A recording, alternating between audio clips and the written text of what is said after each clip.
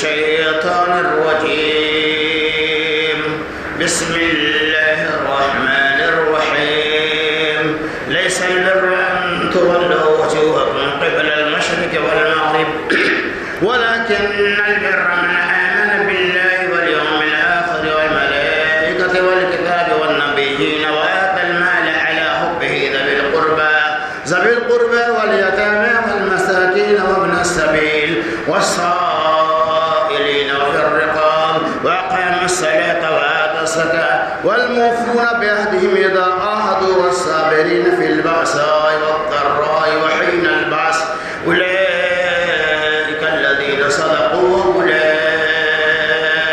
هم المتقون. سورة البقرہ پارہ نمبر 2 آیت نمبر 177. ہر قسم کی حمد و ثنا بڑائی اور کبریائی، ثنا اور خوبی، تعریفات اور بے شمار تسبیحات اس رب ذو المجدد والکرم عبدی لا دوا لا مثال لا ند له ولا مثل له کے لیے لائق و سزاوار ہے، جس رب العالمین کی توفیق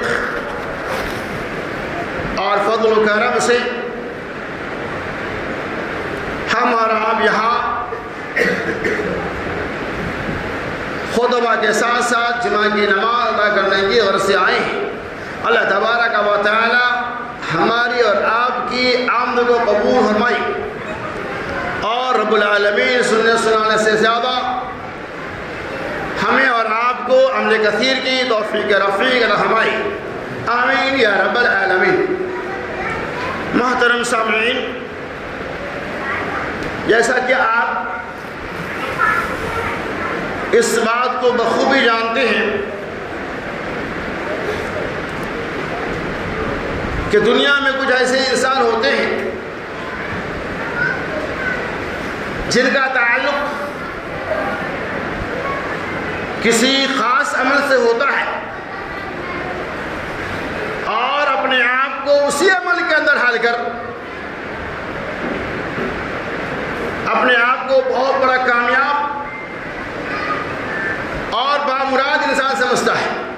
مثال کے طور پہ نماز ایک آدمی نماز پڑھتا ہے تو صرف نماز کو ہی سب کچھ سمجھ لیتا. اسی طرح سے ایک آدمی ایسا ہے جو صدقہ و خیرات کے معاملے میں بہت ماہر ہے، وہ اسی کو اپنا نصب العین سمجھتا ہے. ایک آدمی ایسا ہے جو ایفاء عہد کی خوبیاں اس کے اندر کوڑ کر بھری ہوئی ہے، اسی کے طرح اپنے آپ کو منسوب کرتا ہے. خلاصہ یہ ہے کہ ہر انسان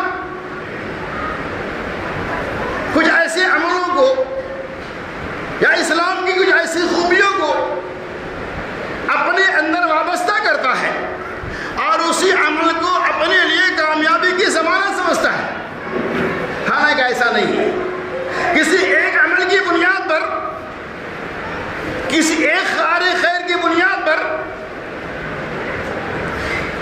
دخول و جنت کی گارنٹی دینا اور اس کے بالمقابل سارے عملوں کو ترک کر دینا یہ عبادت نہیں. یہی صفات اور یہی خرابیاں یہود و نصارہ کے اندر آئی، جیسے کہ اللہ تبارک و تعالی سورہ بقرہ کے اندر اس کی تفصیلی وضاحت کر دیا.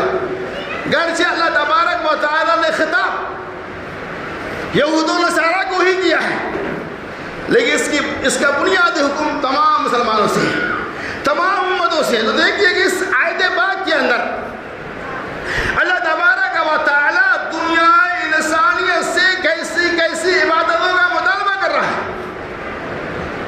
اور حضرت انسان کیا ان تمام عبادتوں سے اپنے آپ کا ملبوس کرتا ہے یا نہیں. کرتے ہیں تو الحمدللہ تھوڑی کوتاہیاں ہو سکتی ہیں، اور نہیں کرتے کسی خاص عمل کو ہی اپنے لیے عمل بناتے ہیں، تو پھر دیکھیے اللہ تعالیٰ نے کیا فرمایا. اللہ تعالیٰ فرماتا ہے لیس البر ان تولوا وجوهکم قبل المشرق والمغرب. پہلے آپ ترجمہ ملاحظہ ہو، صرف نیکی یہ نہیں کہ تم اپنا چہرہ مشرق کی طرف اور اپنا چہرہ مغرب کی طرف پھیر لو. وَلَكِنَّ الْبِرَّ مَنْ آمَنَ بِاللَّهِ وَالْيَوْمِ الْآخِرِ, بلکہ نیکی یہ ہے وَلَكِنَّ الْبِرَّ مَنْ آمَنَ بِاللَّهِ, ایک اللہ پر ایمان لاؤ, آخرت کے دن پر ایمان لاؤ, نبیوں کے اوپر ایمان لاؤ, آسمانی کتابوں پر ایمان لاؤ, وَالْكِتَابِ وَالنَّبِيِّينَ وَآتَى الْمَالَ عَلَىٰ حُبِّهِ ذَوِي الْقُرْبَىٰ, اور وہ مال جسے اللہ نے دیا جسے تم بہت زیادہ پسند کرتے ہو, وَآتَى ذَوِي الْقُرْبَىٰ حَقَّهُ, اس مال کو اپنے قرابہ داروں پہ خرچ کرو. وَالْيَتَامَى وَالْمَسَاكِينَ وَابْنَ السَّبِيلِ, یتیموں پر, مسکینوں پر, مسافروں پر. وَالْمَسَاكِينَ وَابْنَ السَّبِيلِ, اور آگے اللہ تبارک و تعالیٰ نے فرمایا وَالْمُوفُونَ بِعَهْدِهِمْ إِذَا عَاهَدُوا, اور جب تم وعدہ کرو تو وعدہ کی تکمیل کرو. وَالصَّابِرِينَ بِالْبَأْسَاءِ وَالضَّرَّاءِ وَحِينَ الْبَأْسِ, جنگ کے میدان میں اور پریشانی کے وقت کیا کرنا ہے؟ وَالصَّابِرِينَ بِالْبَأْسَاءِ وَالضَّرَّاءِ, تنگی, پریشانی اور جنگ کے ماحول میں ہمیں صبر کا مظاہرہ کرنا ہے. وحین الباس اولئک الذین صدقوا, یہی لوگ سچے ہیں, وہ اولئک هم المتقون, یہی لوگ کامیاب ہیں, وہ اولئک هم المتقون, اور یہی لوگ متقی ہے, یہی لوگ پرہیزگار ہے, یہی لوگ تقویٰ ہے. یہ تو سلیس ترجمہ آپ کی خدمت میں پیش کیا گیا ہے. اب اس کے تفصیل میں ہم جاتے ہیں. اللہ فرمایا لیس البر ان تولوا وجوہکم, صرف نیکی یہ نہیں کہ تم قبلہ و کعبہ کے بارے میں لڑائی کرو. یہودیوں نے اپنا قبلہ, بیت المقدس تو قبلہ مسلمانوں کا اول قبلہ ہے, اسی بیت المقدس کے مغربی حصہ کو, پورب والے حصہ کو یہودیوں نے اپنا کعبہ سمجھ لیا, اپنا قبلہ سمجھ لیا, اور نصارہ نے اسی بیت المقدس کے مشرق والے حصہ کو اپنا کعبہ اور قبلہ سمجھ لیا. اور اس چیز کو سمجھتے ہوئے وہ لوگ اپنے آپ کو سمجھ لیا تھا ہمارا قبلہ بہت ہی اعلیٰ ہے, ہمارا قبلہ بہت ہی عمدہ ہے. یعنی اس قبلے کے بارے میں لوگ آپس کے اندر تنازع کرنے لگے, اور بعض مسلمان بھی اس چیز کے اندر ملوث ہو گئے ہمارا قبلہ کعبہ ہے. تو اللہ تبارک و تعالی نے چیلنج دیا اور کہا کہ اے یہود و نصارہ, تم قبلہ کے بارے میں کیوں جھگڑتے ہو؟ کیا صرف تمہاری نگاہ میں قبلہ ہی نیکیاں ہیں؟ کیا تمہاری نگاہ میں صرف قبلہ کے طرف رخ کر لینا ہی کافی ہے؟ تو قرآن نے چیلنج کیا لیس البر ان تولوا وجوہکم قبل المشرق والمغرب, صرف نیکی یہ نہیں ہے کہ اپنا چہرہ کوئی قبلہ, اپنا چہرہ کوئی مغرب کی طرف پھیر لے اور اپنا چہرہ کوئی مشرق کی طرف پھیر لے. پورب و پچھم کی طرف پھیرنے کے بارے میں اپنے آپ کو بڑا سمجھنے لگے. تو اللہ نے چیلنج کیا لیس البر ان تولوا وجوہکم قبل المشرق والمغرب, مشرق و مغرب کے قبلہ کے بارے میں لڑائی اور جھگڑا نہ کرو. صرف عبادت اسی چیز کا نام نہیں ہے. عبادت سے اسے نہیں کہتے, قرآن نے کہا دیا عبادت کسے کہتی ہے, نیکی کسے کہتے ہیں. بعض روایت آتی ہے اللہ کے رسول صلی اللہ علیہ وسلم کی خدمت اقدس میں ایک صحابی حاضر ہوئی اور عرض کیا کہ یا رسول اللہ صلی اللہ علیہ وسلم, آپ مجھے بتائیے کہ نیکی کسے کہتے ہیں؟ رسول اللہ صلی اللہ علیہ وسلم نے ان تمام اسی آیت سورہ بقرہ آیت 77 کی تلاوت کر دی آخر تک, اور کہا اس کا نام ہے نیکی. تو اللہ نے فرمایا کہ لیس البر ان تولوا وجوہکم, صرف چہرہ کو مشرق و مغرب کی طرف پھیر دینے کا نام نیکی نہیں ہے. ولکن البر من آمن باللہ والیوم الآخر, بلکہ نیکی ہے کہ اللہ پر ایمان لاؤ, آخرت کے دن پر ایمان لاؤ, آسمانی کتابوں پر ایمان لاؤ, نبیوں پر ایمان لاؤ. اللہ پر ایمان لانے کا مطلب یہ ہے کہ اللہ تبارک و تعالیٰ کو ایک ماننا, اللہ کی ذات میں دوسروں کو شریک اور ساجی کرنے سے اپنے آپ کو بچائے رکھنا, تمام عبادتیں خالص اللہ کے لیے کرنا. وَلَكِنَّ الْبِرَّ مَنْ آمَنَ بِاللَّهِ, اللہ پہ ایمان لاؤ, وَالْيَوْمِ الْآخِرِ, اور بِعْثَ بَعْدَ الْمَوْتِ, آخرت کے دن کے پر ایمان لاؤ, آسمانی کتابوں پر ایمان لاؤ, والملائکتی, اور اللہ کے جو فرشتے ان تمام فرشتوں پر ایمان لاؤ, والنبیین, اور نبیوں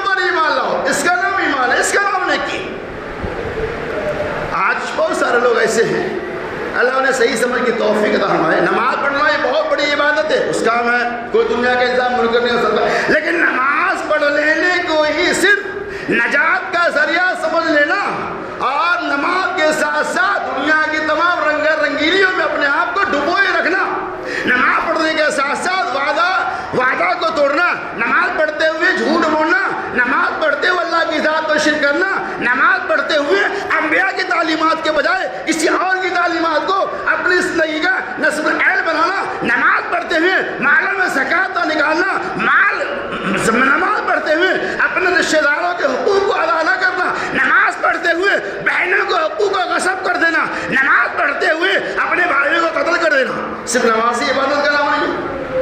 اگر کوئی آدمی نماز پڑھتا ہے لیکن اس کے اندر یہ ساری برائیاں ہیں اور پھر نماز کو ہی نجات کا ذریعہ بنا لے گا، یہ صرف ان کے منہ کی بات ہے، اللہ تبارک و تعالیٰ کے فرامین کے مطابق کوئی فیصلہ نہیں۔ تو اللہ نے کیا فرمایا؟ لیس البر، نیکی صرف اسی کا نام نہیں ہے، بلکہ نیکی نام ہے اللہ کو ایک ماننا ہر اعتبار سے۔ جو اصل میرا موضوع وہ نہیں ہے کہ اللہ کو ایک ماننا کی تفسیر بتاؤں، ہر معاملات کے اندر اللہ کو ایک ماننا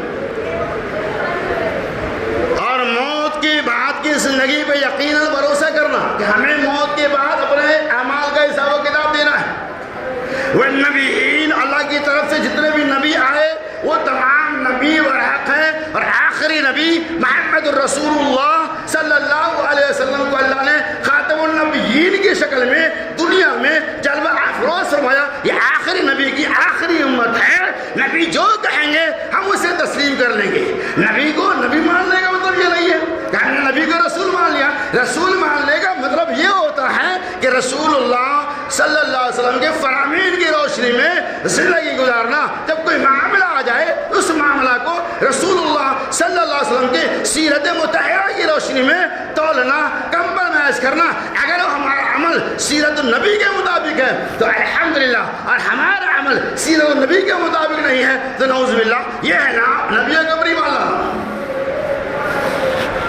والکتاب، اور جو بھی کتابیں ہیں، قرآن تو آخری کتاب ہے، اس سے پہلے کی جو کتابیں ہیں اس کو تسلیم کرنا اور عمل کے لیے قرآن مجید کو کافی سمجھنا۔ آج اس کے اندر ہی مغالطہ ہے، آج امت کے اندر ایسے لوگ موجود ہیں جو قرآن کو آخری کتاب کو مانتے ہیں لیکن آخری کتاب سمجھ کر اس قرآن کے فیصلے کو تسلیم نہیں کرتے، جو اس کی مخالفت ہے۔ وآت المال على حبه ذوي القربى واليتامى والمساكين وابن السبيل، اور اللہ تبارک و تعالی نے آپ کو صاحب مال بنایا ہے۔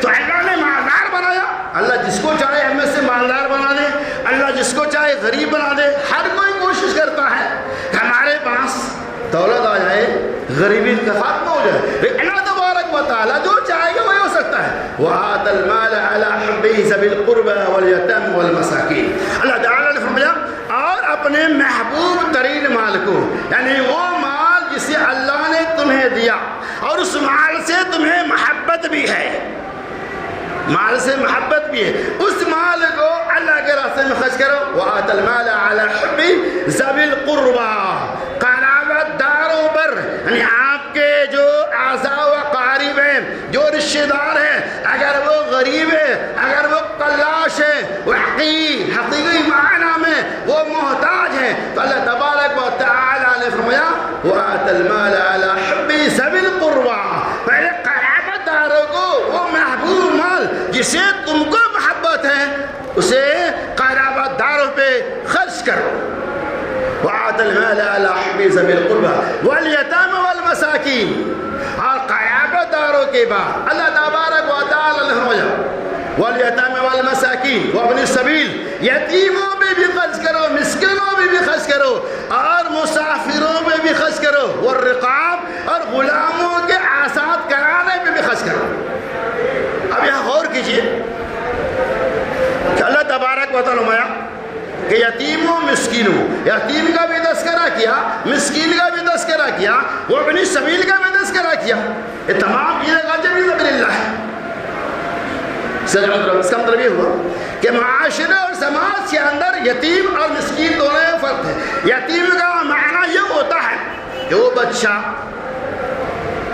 جس کے ماں باپ کم کمسنی کے عالم میں بلوغ سے پہلے وفات پا چکے اور ان کے پاس کوئی عقل و شعور نہیں ہے، ان کے پاس کوئی انتظام نہیں ہے، ایسے لوگوں کو شریعت میں یتیم کہا جاتا ہے۔ وَآتَ الْمَالَ، اپنے مال کو اس یتیموں پہ خرچ کرو۔ ایک تو یتیم یہ ہوا جو ماں باپ کی نعمت سے، والمساکین، اور مسکینوں پہ۔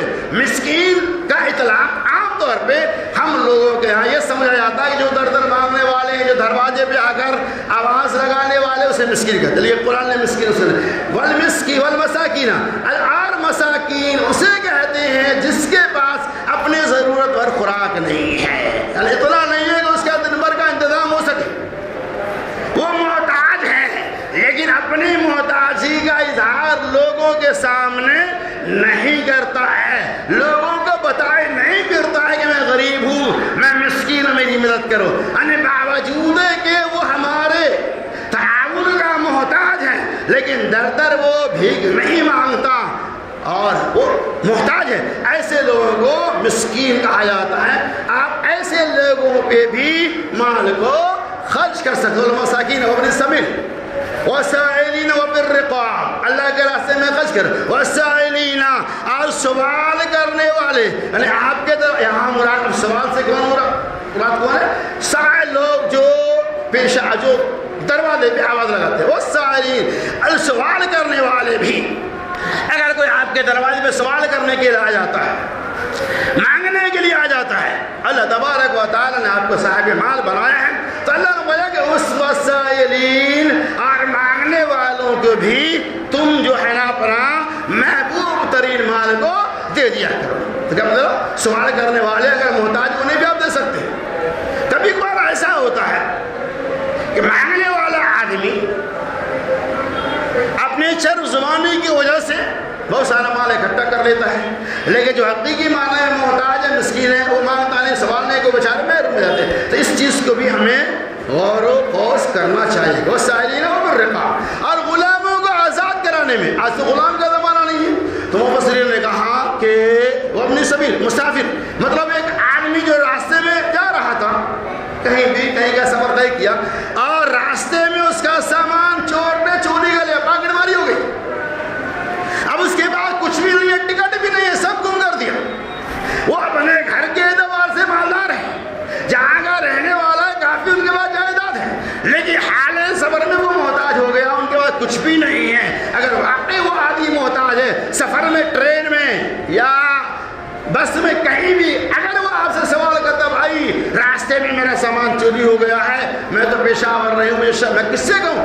اگر ایسا سوال کرے واقعی ایسا ہے، قرآن نے کہا آپ ایسے لوگوں کو بھی اپنا مال دے سکتے ہیں، گرچہ وہ گھر سے خاندان کا مالدار ہے لیکن حال کے سفر کے اندر وہ محتاج ہو گیا۔ اگر ایسا آدمی کبھی آپ سے ٹکرا جائے تو آپ ان کی بھی امداد کریں، وہ اپنی سبیل سے بڑھائیں گے۔ اپنی سبیل مسافروں کو پر خرچ کرو۔ وہ رقاب غلام تو ہے نہیں، قرض دار ہے، کوئی آپ سے قرض لیا لیکن قرض اس نیت سے لیا تھا کہ ادا کرے گا، لیکن بعد میں حالات حقیقی معنی میں ان کی ناگفتہ بھی ہو گئی، وہ بیچارہ دینے سے معذور ہے، تو ایسے لوگوں کو آپ قرض کی ادائیگی کے اپنے مال سے ایسے لوگوں کی قرض کی ادائیگی بھی آپ کر سکتے ہیں۔ اس کے بعد اللہ تبارک و تعالیٰ والموفون بعہدہم اذا عاہدوا، اور جب تم کسی سے وعدہ کر اس وعدے کو پورا کرو۔ اب اس سے پہلے جو باتیں آپ کے سامنے بتائی گئی ہیں، الحمدللہ ثم الحمدللہ، ہمیں جو عمل کرتے ہیں وہ قابل تعریف ہے، اور جو لوگ ان تمام عملوں سے اپنے آپ کو الگ تھلگ رکھتے ہیں، بس یہ سمجھتا ہے کہ ہم نے 5 وقت ٹھوکریں مار لی، نمازیں پڑھ لی، ہماری نمازیں کبھی ضائع نہیں ہوتی ہے، تو آپ ایسا نماز پڑھیں، یقیناً اللہ رب اللہ آپ کی نمازوں کو قبول فرمائے۔ لیکن نماز کے ساتھ ساتھ جو ان باتوں کا تذکرہ کیا گیا ہے، اس اعتبار سے بھی ہو سکے آپ ان کار خیر کو بھی، ان عملوں کو بھی اپنے سامنے رکھیں۔ ایسا نہیں کہ ایک عبادت کو تسلیم کرتے ہوئے ساری عبادتوں کچھ ایسا نہیں ہے، نماز کے ساتھ ساتھ ان تمام اللہ بھی مانا، اللہ کو ایک ماننا ہوگا، رسول کو اللہ کا، نبی کو اللہ کا آخری رسول ماننا ہوگا، ان کی فرامین کو تسلیم کرنا ہوگا، مسکین، یتیم، غربا، قرابت دار آزا و قارب قرضدار وغیرہ وغیرہ، ان کو بھی خیال کرنا ہوگا۔ والموفون بعہدہم، اور جب کسی سے عہد و پیمان کرے تو اسے بھی پورا کرنا ہوگا۔ آج ہم مسلمان ہیں الحمدللہ، لیکن ہمارے اندر وعدہ خلافی کی بے انتہا ہے، وعدہ خلافی کی کوئی انتہا نہیں۔ آج کچھ لوگ ایسے ہیں جو صرف وعدہ خلافی میں ہی تلے ہوئے ہیں، جو اس کا شیوا، جس کا مقصد ہی وعدہ خلافی کرنا ہوتا ہے، ہر بات میں وعدہ کی مخالفتیں کرتا ہے۔ قرآن نے کہا وَالْمُوفُونَ بِعَهْدِهِمْ إِذَا عَاهَدُوا، اور تم وعدہ کرو تو یہ وعدہ کو پورا کرو، یہ نہیں کہ وعدہ کی مخالفت کرنا، یہ نہیں کہ نہیں ہے جان بوجھ کر وعدہ کو توڑ دینا۔ یہ اللہ کے فرماتے منافق کی نشانیاں، علامت المنافق ثلاثہ، رسول اللہ صلی اللہ علیہ وسلم فرمایا منافق کی 3 نشانیاں ہیں۔ جب ان کے پاس امانتیں رکھی جائے تو اس میں خیانت کرے، اور جب بات کیا جائے تو بات میں کیا کرے، کسی بیانی سے کام لے۔ وَإِذَا اؤْتُمِنَ خَانَ، امانت رکھ جائے تو خیانت کرے۔ وَإِذَا وعد أَخْلَفَ، اور جب وعدہ کرے تو اس کی مخالفت کرے۔ یہ منافق کی نشانی ہے، اور یہ صفات آپ غور کیجیے کیا مسلمانوں کے اندر ہے کہ نہیں۔ بہت سارے مسلمان ایسے ہیں جو جان بوجھ کر بلا کسی شرعی عذر کے وعدے کی مخالفتیں کرتے ہیں، اور اس چیز کو وہ اپنے لیے کامیابی کی ضمانت سمجھتا ہے۔ وہ تو دیکھا میں نے کیسا اسے ٹرکا دیا، کیسا میں نے اسے بہلا لیا، میرے پاس ایسے تھا لیکن میں اسے دینا نہیں چاہ رہا تھا، اور میں نے اس سے اگلا وعدہ ایسے کر دیا۔ یہ آپ ایک آدمی کو وعدہ کے ذریعہ، خلافی کے ذریعہ دھوکہ دے سکتے ہیں، لیکن رب العالمین کے ہاں اس کا جواب دینا ہوگا۔ اللہ کے ہاں آپ کو جس وعدے کے بارے میں آپ نے تسلیم کیا تھا، تو پیمان کیا تھا، اللہ تبارک و اس وعدے کے بارے میں آپ سے سوال کرے گا۔ وَالْمُوفُونَ بِعَهْدِهِمْ إِذَا عَاهَدُوا، اور جب تم کسی سے وعدہ کرو اس وعدہ کو پورا کرو۔ وعدہ کو پورا اگر دل سے کریں گے تو اللہ تبارک و تعالیٰ کی مدد آئیں گی، یقیناً مدد آئیں گی۔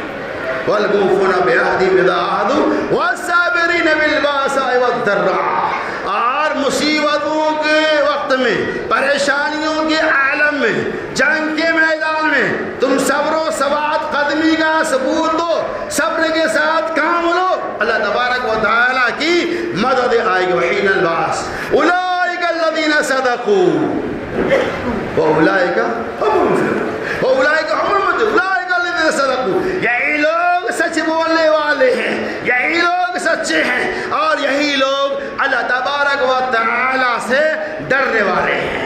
لیکن کیا ان تمام باتوں کا ہمیں اور آپ کو پاس و لحاظ سے یقیناً نماز اولین چیز ہے، توحید کے بعد نماز کا درجہ ہے، لیکن نماز کے ساتھ ساتھ یہ ساری جو صفات بیان کی گئی ہیں، کیا آپ اس سے متصل ہیں؟ جس کی حیثیت نہیں اللہ معاف ہے، لیکن جس کی حیثیت ہے اس کے مطابق تو آپ کو عمل کرنا ہوگا۔ سچ بولنے میں کیا فیصلہ رہے گا؟ اب سچ کو اپنی زندگی کا لاحق عمل بناؤ، وعدہ کرو، اس وعدہ کی تکمیل کرو، اس وعدہ کو پورا کرو، قرابت داروں کا خیال رکھو، بہنوں کے حقوق کی ادائیگی کرو، بھائیوں کے حقوق کی ادائیگی کرو، پڑوسیوں کے حقوق کی ادائیگی کرو۔ یہ ساری صفات جتنا زیادہ ہو سکے آپ ان کار خیر کو، جس کا تذکرہ اس آیت پاک کے اللہ تبارک و تعالیٰ نے کیا اپنے طور سے، حتی الموت لا یکلف اللہ نفسا الا وسعها، اللہ تبارک و تعالیٰ کسی بھی آدمی کو اس کی وسعت سے زیادہ تکلیفیں نہیں دیتا ہے۔ تو یہ آیت پاک ہمیں اور آپ کو ایک پیغام دیتا ہے، ان تمام صفات سے متصف ہونے کا نام نیکی اور بھلائی ہے۔ اللہ تبارک و تعالیٰ سے دعا اللہ ہمارا جو بھائی بیمار ہیں انہیں شفا کاملہ اور عاجلہ فرما دے۔ اللہ ہمارا جو بھائی بدین ہے اسے دیندار بنا دے۔ اللہ ہمارے جو بھائی بے نمازی ہے اسے نمازی بنا دے۔ اے رب العالمین ہمارے جو بھائی بھی اولاد کی نعمت سے محروم ہے، اے اللہ انہیں تو نیک و صالح اولاد عطا فرما دے۔ اللہ جب تک دنیا میں زندہ رکھنا چاہتے السلام علیکم، اور جب ہمارا خاتمہ بالخیر ہو، آمین۔ وآخر دعوانا الحمد للہ رب العالمین۔